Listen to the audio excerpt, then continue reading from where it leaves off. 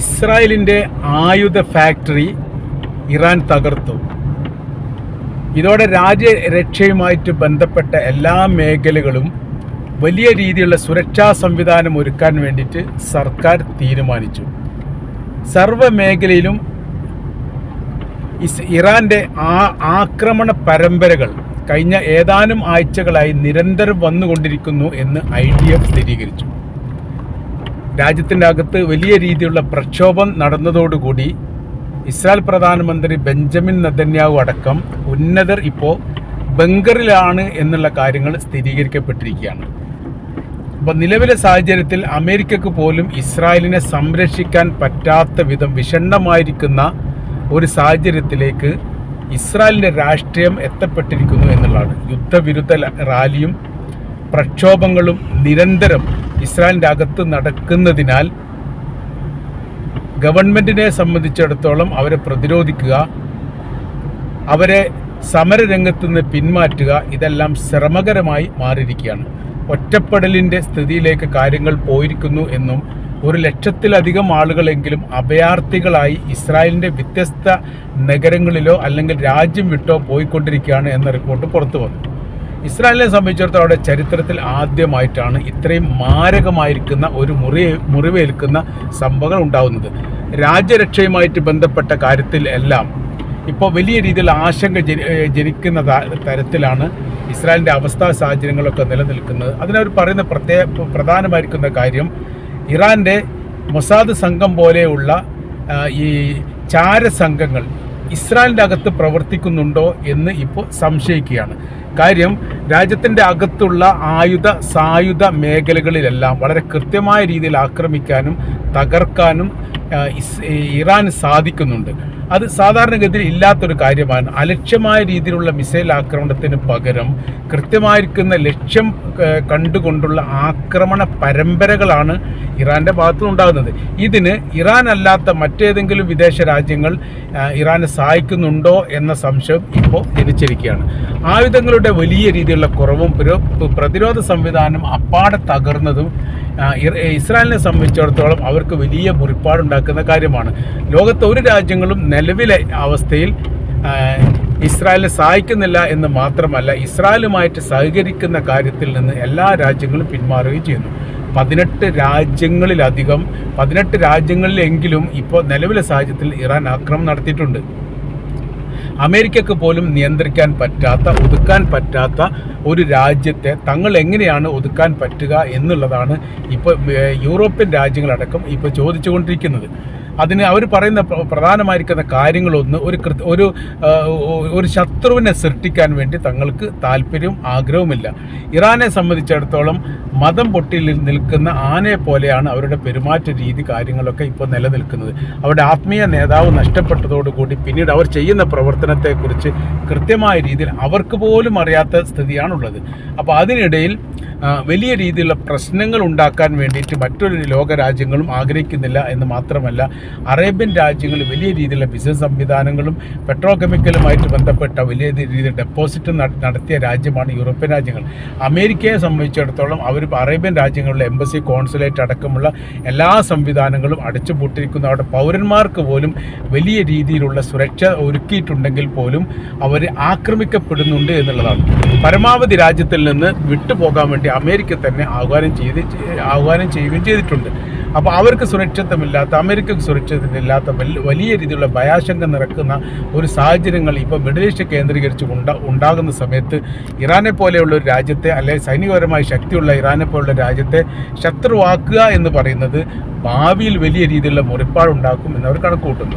ഇപ്പോൾ ശേഖരിക്കപ്പെട്ട ആയുധങ്ങൾക്ക്, അതായത് അവരുടെ ഏറ്റവും വലിയ രഹസ്യ മേഖല പോലും, ഇസ്രായേലിൻ്റെ ഏറ്റവും വലിയ രഹസ്യ മേഖല പോലും നിലവിലെ സാഹചര്യത്തിൽ ഇപ്പോൾ ഇറാൻ ആക്രമിച്ചു കൊണ്ടിരിക്കുകയാണ്. അവിടെ സായുധ മേഖല മാത്രമല്ല, സൈനികർ താമസിക്കുന്ന മേഖലയും അവരുടെ ശാസ്ത്രജ്ഞന്മാർ താമസിക്കുന്ന ഏരിയകളും അതോടൊപ്പം തന്നെ ഈ ആണവായുധവുമായിട്ട് ബന്ധപ്പെട്ട ഏരിയകളിലെല്ലാം യഥാർത്ഥത്തിൽ ഇപ്പോൾ നിലവിലെ സാഹചര്യത്തിൽ ഇറാൻ ആക്രമണം നടത്തിയിട്ടുണ്ട്.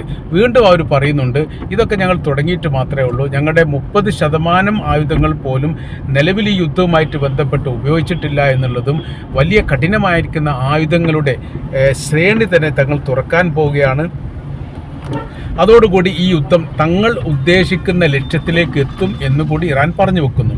അതിൻ്റെ അർത്ഥം മേഖലാ യുദ്ധവുമായിട്ട് ബന്ധപ്പെട്ട കാര്യങ്ങൾ വളരെ എളുപ്പത്തിൽ തന്നെ അവസാനിക്കുന്നിടത്തേക്ക് സാഹചര്യങ്ങൾ എത്തിയിട്ടില്ല എന്നുള്ളതും, യുദ്ധത്തിൻ്റെ നിയന്ത്രണവുമായിട്ട് ബന്ധപ്പെട്ട എല്ലാ കാര്യങ്ങളും ഇപ്പോൾ ഇറാനിൻ്റെ കടിഞ്ഞാടിലാണ്. ഇറാൻ എന്താണോ പറയുന്നത് അത് മാത്രമാണ് ഇപ്പോൾ യാഥാർത്ഥ്യമാകുന്നത്. ബാക്കിയെല്ലാം വെറും വാക്കായിട്ട് അവസാനിക്കുകയാണ്. അതിപ്പോൾ പാകിസ്ഥാൻ്റെ മധ്യസ്ഥ ശ്രമവുമായിട്ട് ബന്ധപ്പെട്ട കാര്യത്തെക്കുറിച്ച് തന്നെ ഇറാൻ പ്രതികരിച്ചിട്ടുണ്ട്.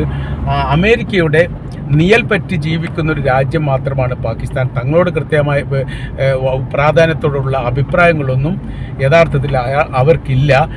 ഈജിപ്തും തുർക്കിയും ഈ വിഷയവുമായിട്ട് ബന്ധപ്പെട്ട് തങ്ങളുമായിട്ട് സംസാരിച്ചിട്ടുണ്ട് എന്ന് ഇറാൻ സമ്മതിക്കുന്നു. പക്ഷേ തങ്ങളുടെ നിലപാടുകൾ, നിർദ്ദേശങ്ങൾ, അഭിപ്രായങ്ങൾ, തങ്ങൾ മുന്നോട്ട് വെക്കുന്ന കാഴ്ചപ്പാട് അതിൽ നിന്ന് വ്യത്യസ്തമായ രീതിയിൽ യാതൊരു മാറ്റങ്ങളും തങ്ങളുടെ ഭാഗത്തുനിന്ന് ഉണ്ടാവില്ല എന്നുള്ള കാര്യം അവർ കൃത്യവും വ്യക്തമായ രീതിയിൽ തീർത്ത് പറയുകയും ചെയ്തിട്ടുണ്ട്.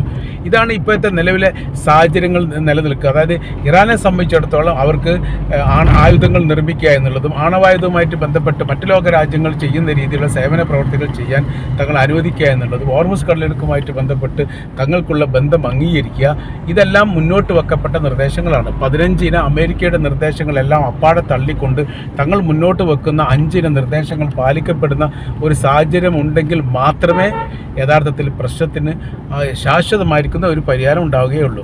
ഡൊണാൾഡ് ട്രംപ് പറഞ്ഞിരിക്കുന്നത് 48 മണിക്കൂറുള്ള താൽക്കാലികമായിരിക്കുന്ന വെടിനിർത്തലാണ്. താൽക്കാലികം എന്ന് പറയുന്ന പ്രയോഗത്തോട് തന്നെ തങ്ങൾക്ക് താല്പര്യമില്ലെന്നും പൂർണ്ണമായിരിക്കുന്ന യുദ്ധവിരാമവുമായിട്ട് ബന്ധപ്പെട്ട കാര്യത്തെക്കുറിച്ച് എന്തെങ്കിലും സംസാരിക്കാനുണ്ടെങ്കിൽ അത് ആവാം, അതിന് മധ്യസ്ഥൻ നിർബന്ധമായിട്ട് വേണം. അമേരിക്കയുമായി നേരിട്ടുള്ള ഒരു കരാർ, ഒരു ചർച്ചാ സംബന്ധമായിരിക്കുന്ന കാര്യങ്ങൾ ഞങ്ങൾ ചെയ്യുകയില്ല. പകരം ഞങ്ങളെ സംബന്ധിച്ചിടത്തോളം മറ്റ് മധ്യസ്ഥർ ഉണ്ടെങ്കിൽ അവസാനഘട്ട, അതായത് യുദ്ധവിരാമം എന്ന് പറയുന്ന ഒരു സംവിധാനത്തിൽ ഊന്നിയിരിക്കുന്ന ഒരു നിലപാടാണ് എടുക്കുന്നതെങ്കിൽ തീർച്ചയായിട്ടും അതിനോട് തങ്ങൾ യോജിക്കും, സഹകരിക്കും എന്നുകൂടി പറഞ്ഞിട്ടുണ്ട്. അപ്പോൾ അമേരിക്കയെ സംബന്ധിച്ചിടത്തോളം ഏതെങ്കിലും തരത്തിലൊരു വിജയപ്രതീക്ഷ വിജയിച്ച് കാണിക്കുക എന്നുള്ളത് അവരുടെ അനിവാര്യമായിരിക്കുന്ന കാര്യമാണ്. എന്നാൽ ഇപ്പോഴത്തെ നിലവിലെ സാഹചര്യം നോക്കുന്ന സമയത്ത് അത് അസാധ്യമാണ് എന്നുകൂടിയാണ് വിലയിരുത്തുന്നത്. ഒരിക്കൽ പോലും ഇപ്പോഴത്തെ നിലവിലെ സാഹചര്യത്തിൽ അമേരിക്കയുടെ താല്പര്യങ്ങൾ വിജയിച്ച് കിട്ടുകയില്ല. ഇപ്പോൾ ഒറ്റപ്പെട്ടു പോകുന്ന ഒരു പ്രത്യേക സാഹചര്യത്തിൽ വലിയ സാമ്പത്തിക $9,000 കോടി ഓരോരോ ദിവസം അമേരിക്കയ്ക്ക് ചിലവാകുന്നുണ്ട്. ഇത് അറേബ്യൻ രാജ്യങ്ങൾ നൽകണം എന്നുള്ള അഭിപ്രായം ഇതിന് മുന്നോട്ട് വെച്ചിരുന്നു. അതിന് അറേബ്യൻ രാജ്യങ്ങൾ ചോദിച്ച ഒരു പ്രധാനമായിരിക്കുന്ന ഒരു ചോദ്യമുണ്ട്, തങ്ങൾ യുദ്ധം ഉണ്ടാക്കിയിട്ടില്ല, പിന്നെ തങ്ങൾ എന്തിനാണ് നഷ്ടം നൽകുന്നത്? യുദ്ധം ഉണ്ടാക്കിയ നിങ്ങളാണെങ്കിൽ അത് അവസാനിപ്പിക്കേണ്ടത് നിങ്ങൾ തന്നെയാണ്, ഞങ്ങളുടെ മേലെ ചായണ്ട എന്നുള്ള തരത്തിലാണ് അവർ പറഞ്ഞു വെക്കുന്നത്. അപ്പോൾ അതിൻ്റെ മറ്റൊരു രീതി പറയുന്നത്, അമേരിക്ക അതിന് മറുപടിയായിട്ട് പറയുന്ന കാര്യം ഇങ്ങനെയാണ്: നിലവിൽ ഇറാൻ്റെ ആക്രമണവുമായിട്ട് ബന്ധപ്പെട്ട കാര്യങ്ങളെല്ലാം പ്രതിരോധം വെച്ചുകൊണ്ട് ഇല്ലാതാക്കുന്നതും അതിനെ പ്രതിരോധിക്കുന്നതും തങ്ങളുടെ ആയുധം കൊണ്ടും സംവിധാനം കൊണ്ടുമാണ്. അപ്പോൾ അങ്ങനെ ആ സമയത്ത് ഞങ്ങൾ അതിൽ നിന്ന് പിന്മാറുന്നൊരു സ്ഥിതിയാണ് ഉണ്ടാവുന്നതെങ്കിൽ തീർച്ചയായിട്ടും വലിയ ആക്രമണ പരമ്പരകൾ തന്നെ ഇറാൻ്റെ ഭാഗത്തുനിന്ന് ഉണ്ടാവും എന്ന് പറയുന്നു. അത്തരം പറഞ്ഞ സമയത്തുള്ള അറേബ്യൻ രാജ്യങ്ങളുടെ മറുപടി ഇതാണ്: നിങ്ങൾ ഒഴിഞ്ഞു പോവുകയാണെങ്കിൽ ഓട്ടോമാറ്റിക്കായിട്ട് ഇറാൻ യുദ്ധം അവസാനിപ്പിക്കും, തങ്ങളെ സംബന്ധിച്ചിടത്തോളം വിഷയമില്ല, ഇറാനുമായിട്ടൊരു ശത്രുത ഉണ്ടാക്കാൻ തങ്ങൾ ആഗ്രഹിക്കുന്നില്ല, തങ്ങളുടെ ഭൂമിയിൽ നിന്ന് നിങ്ങളൊരിക്കലും ഇറാനെ ആക്രമിക്കരുത്. അങ്ങനെ ആക്രമിക്കുന്ന സമയത്താണ് അവരുടെ ഭാഗത്ത് തിരിച്ചടി വന്നുകൊണ്ടിരിക്കുന്നത്. സുരക്ഷിതവുമായിട്ട് ബന്ധപ്പെട്ട കാര്യത്തിൽ തങ്ങൾക്ക് ആശങ്കയില്ലെന്നും അമേരിക്ക എന്ന് പറയുന്ന രാജ്യത്തിൻ്റെ വിഷയമാണ് ഇപ്പോൾ തങ്ങൾക്ക് വലിയ രീതിയിലുള്ള പ്രശ്നങ്ങളും പ്രതിസന്ധിയും ഉണ്ടാക്കുന്നത് എന്നുള്ള കാര്യം കൂടി അറേബ്യൻ രാജ്യങ്ങളുടെ ഭാഗത്തുനിന്ന് ഇപ്പോൾ പറഞ്ഞിരിക്കുന്ന ഏറ്റവും പ്രധാനമായിരിക്കുന്ന കാര്യമാണ്. ഇതെല്ലാം സൂചിപ്പിക്കുന്ന കാര്യം, ഒരു പ്രശ്ന പരിഹാരവുമായിട്ട് ബന്ധപ്പെട്ട കാര്യത്തിന് ഇറാൻ്റെ നിർദ്ദേശങ്ങൾ പാലിക്കാത്ത തരത്തിൽ ഇതിനൊരു പരിഹാരം ഉണ്ടാകുക എന്നുള്ളത് ഒരിക്കലും അസാധ്യമായിരിക്കുന്ന കാര്യമാണ് എന്നുകൂടി യഥാർത്ഥത്തിൽ ഈ ചർച്ചാ സംബന്ധമായിരിക്കുന്ന കാര്യങ്ങൾ കൈകാര്യം ചെയ്യുന്നവർ അവർ പറയുന്ന കാര്യങ്ങൾ ഇങ്ങനെയാണ്.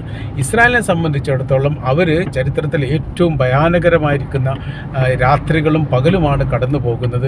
പകൽ വെളിച്ചം പോലും അവർക്ക് ഭയപ്പാടുണ്ടാക്കുന്ന രീതിയിലാണ് കാര്യങ്ങൾ എന്നുള്ളതാണ് കാര്യം.